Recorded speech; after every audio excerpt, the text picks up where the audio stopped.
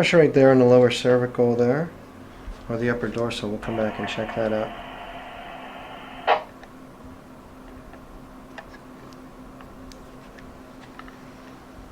Kind of know where these areas are going to be in Ryan. Much better, Ryan. You see that's not snapping over there. Do you see that? Yep. So I'm going to check your hips today. If they're not moving, I'll set the hip, but we don't have a disc issue there today. That's really good. Nice. So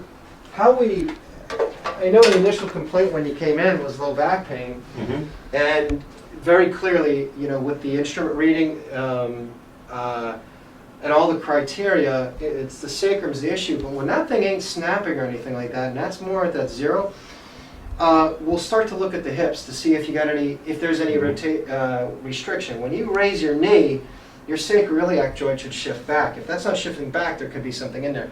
There is minimal rotation on your ilium here, but let's check it out and see what's going on. Sounds good.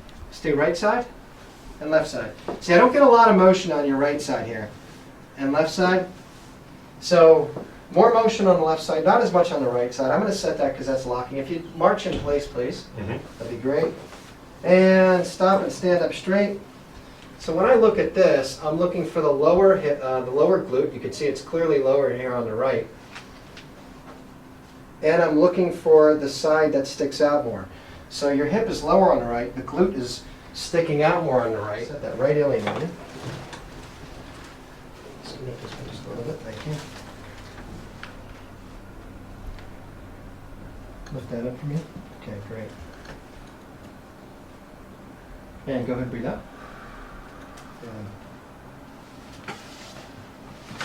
Okay. So on Ryan, because he's tall, his background as a swimmer, really tall and big, this is very important on your adjustments, especially with the students, is you have to lock this area in, and without kicking down. You want to make sure you don't kick that adjustment down. You want to bring it into the frame instead of rotating it. So come on back here, Ryan. Let's check it. How many people are your size? So kind of maxing it out on us, buddy.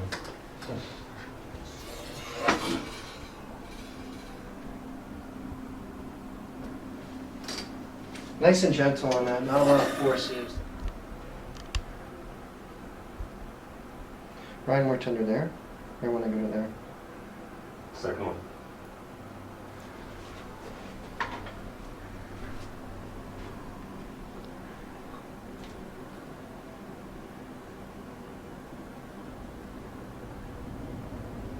That's C7. We're going to set that, see if that clears out Ryan there.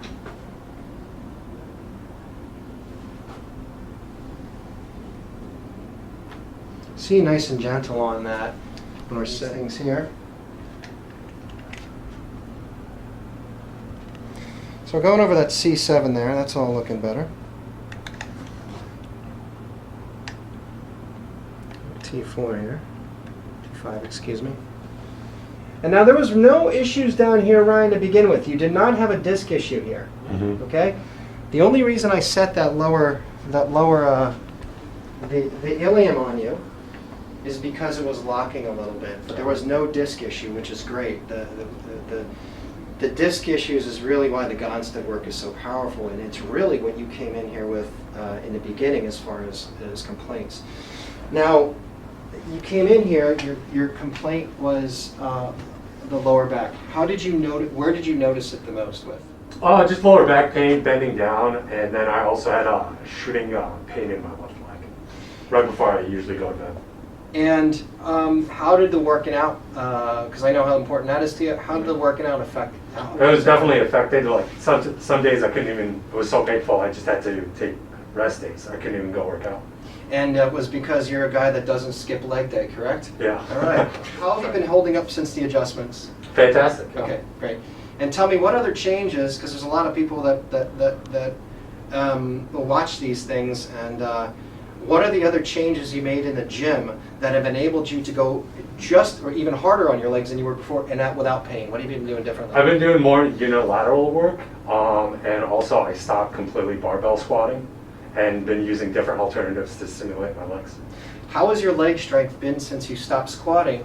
Because most people would say squat's what makes you strong. Definitely increased. Okay, Yeah, all right. my strength has increased. Why unilateral works so well as you know this, is because it puts less stress on the disc. When you're in the position of whatever split squats or whatever you're doing, you're not in total flexion of the spine. Anytime you're deadlifting, anytime you're squatting, you're putting this flexion, bending, it's the same thing.